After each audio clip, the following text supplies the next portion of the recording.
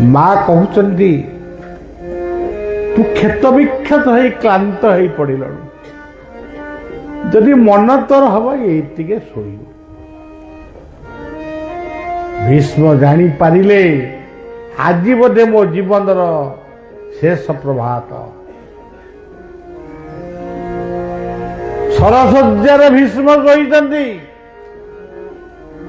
ଶାନ୍ତନୁମୟ ମାନେ ସ୍ୱର୍ଗରୁ ମାନେ ପିତୃବ୍ଲୋକରୁ ଫେରି ଆଜି ତାଙ୍କ ଆଗରେ ଠିଆ ହେଲେ, ବାପାଙ୍କୁ ନମସ୍କାର କଲେ। ସେ ଭୀଷ୍ମ କହିଲେ ବାପା ପିତାଶ୍ରୀ ଆପଣ ବହୁତ ଦିନ ହେଲା ଗଲେଣି, ଆଜି କାହିଁକି ଆସିଛନ୍ତି?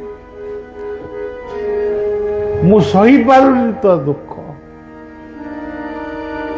ତୁ ମୋରି ପାଇଁ ଆଜି ସରଶଯ୍ୟାରେ ଶୋଇଛୁ, ଚାଲେ ଆ ମୋ ସାଙ୍ଗରେ ଆ, ସ୍ୱର୍ଗରେ ତତେ କେତେ ଲୋକ ଅପେକ୍ଷା କରିଛନ୍ତି।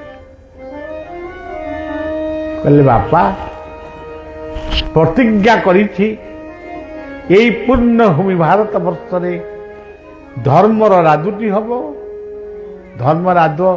ଧର୍ମରାଜ୍ୟ ପ୍ରତିଷ୍ଠା ହବ, ମୁଁ ଫେରିବି। ବାପା ଆପଣ ଫେରି ଯାଆନ୍ତୁ, ମୁଁ ପରେ ଯିବି। ଏଇ ହଉଛନ୍ତି ବାପ ମା। ଏମିତିଆ ଆଦର୍ଶର ଯଦି ବାପା ଆମେ ହବା ନେଇ, ତାହେଲେ ଆମ ବାପ ପଣିଆକୁ ଠିକ, ଯଦି ମା ହବା ନେଇ ମା ପଣିଆକୁ ଠିକ। ତେଣୁ ଝିଅମାନେ ମୋର ଏଠି ବଇଥିବେ କି କ'ଣ ମୁଁ ଜାଣିନି, ଭଲ ମା ହୁଅ, ପୁଅମାନେ ମୋର ଭଲ ବାପା ହୁଅ। ମଦ୍ୟମାଦ କଥାରୁ ଦୂରେଇ ଆସ, ପ୍ରତିଜ୍ଞା କରି ଛାଡ଼ିଦିଅ। ବି ଗୁଡ୍ ଡୁ ଗୁଡ୍, ଭଲ ହୁଅ, ଭଲ ମଣିଷ ହୁଅ, ସୁମନୁର୍ଭବ। ଆର୍ଯ୍ୟ ଋଷିମାନେ ଏଇ ଆର୍ଯ୍ୟ ମାଟି ଉପରେ ଠିଆ ହେଇ କହିଯାଇଛନ୍ତି ସୁମନୁର୍ଭବ, ହେ ମନୁଷ୍ୟ ମାନେ ତୁମେ ଭଲ ମଣିଷ ହୁଅ। ସାମନ୍ତରାପୁର ଗାଁରେ ଗୋଟେ ଚାଲିଛି ସତ୍ସଙ୍ଗ, ଏଠି କେତୋଟି ଲୋକ ଆମେ ବହିଛେ, କିନ୍ତୁ ପ୍ରକୃତରେ ଏତିକି ଲୋକ ନୁହେଁ।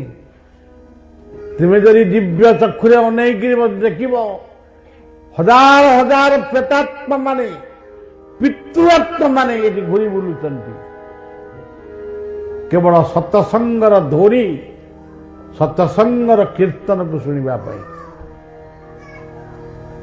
ସ୍ୱର୍ଗସ୍ଥିତୋପି ପିତରୋପି ଧନ୍ୟା, ଏଠି ପିତୃଲୋକ ଉଦ୍ଧାର ହଉଛନ୍ତି, ପ୍ରେତ ଲୋକ ମୁକ୍ତି ପାଉଛନ୍ତି। ସେଥିପାଇଁ ତୁଳସୀ କହିଲେ ବିନୁ ସତସଙ୍ଗ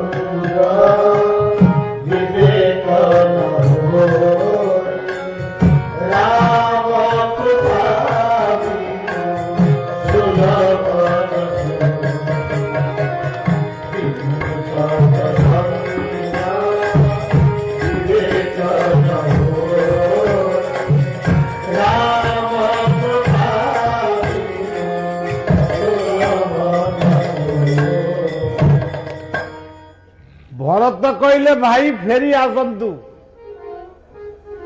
ମା କୈକେୟୀ କ'ଣ ଗୋଟେ କହିଦେଇଛନ୍ତି, ଆପଣ ଆସି ଜଙ୍ଗଲରେ ଫେରି ଆସନ୍ତୁ, ମୁଁ ରାଜା ହେଇପାରିବିନି, ରାଜମୁକୁଟ ପିନ୍ଧି ପାରିବିନି। ରାମ କହୁଛନ୍ତି ଭରତ ତୁ କାହିଁକି ଅବୁଝା ହଉଛୁ? ଭରତ କାନ୍ଦିକିରି କହୁଛି ପ୍ରଭୁ ଭାଇ ଆପଣ ରାଜା, ମୁଁ ଆପଣଙ୍କର ସେବକ ହେବି, ମୁଁ ରାଜା ହେବିନି। ଆଚ୍ଛା ଭରତ, କାହା ସତ୍ୟ ପାଳନ କରିବା ପାଇଁ ମୁଁ ଜଙ୍ଗଲକୁ ଆସିଥିଲି କହିପାରିବୁ? ନା ବାପା ରାଜା ଦଶରଥଙ୍କର ସତ୍ୟ ପାଳନ। ଆଜି ବାପା ମୋର ନାହାନ୍ତି, ବାପା ଚାଲିଗଲେଣି, ତାଙ୍କ ହାତ ଲେଖା ତାଳପତ୍ର ପୋତିଖଣ୍ଡେ ଦଉନୁ, ଯଦି ସେ ତାଳପତ୍ରରେ ଲେଖା ଥିବ ତୁ ଫେରି ଆରାମ, ମୁଁ ସାଙ୍ଗେ ସାଙ୍ଗେ ଫେରିଯା ଭରତ, 14 ବର୍ଷ ଅପେକ୍ଷା କର, ମୁଁ ଯାଇ ପହଞ୍ଚି। ଭରତ କହୁଛନ୍ତି ଭାଇ ଆପଣଙ୍କ ଖଡମକୁ ନେଇକିରି ମୁଁ ଯାଉଛି, ବକଳ ପିନ୍ଧିବି, ଫଳମୂଳ ଖାଇବି, ଘରେ ନନ୍ଦୀଗ୍ରାମରେ ରହିବି। ସେ ଶତ୍ରୁଘ୍ନ ତାର ସେ ରାଜ୍ୟ ଚଳେଇବ, ମୋ ଦ୍ୱାରା ହବ। ଆଉ ଭାଇ 14 ବର୍ଷ ଯଦି ଗୋଟିଏ ଦିନ କି ଗୋଟିଏ ଘଣ୍ଟା ଯଦି ଏପଟ ସେପଟ ହୁଏ, ଅଗ୍ନି ଜାଳିକିରି ତା ଦେହରେ ପୋଡ଼ି ହେଇ ମରିବ। ପ୍ରକୃତରେ 14 ବର୍ଷ ବିତି ଯାଇଛି, ଟିକେ ବିଳମ୍ବ ହେଇଛି, ତାର କାରଣ ବି ଅଛି।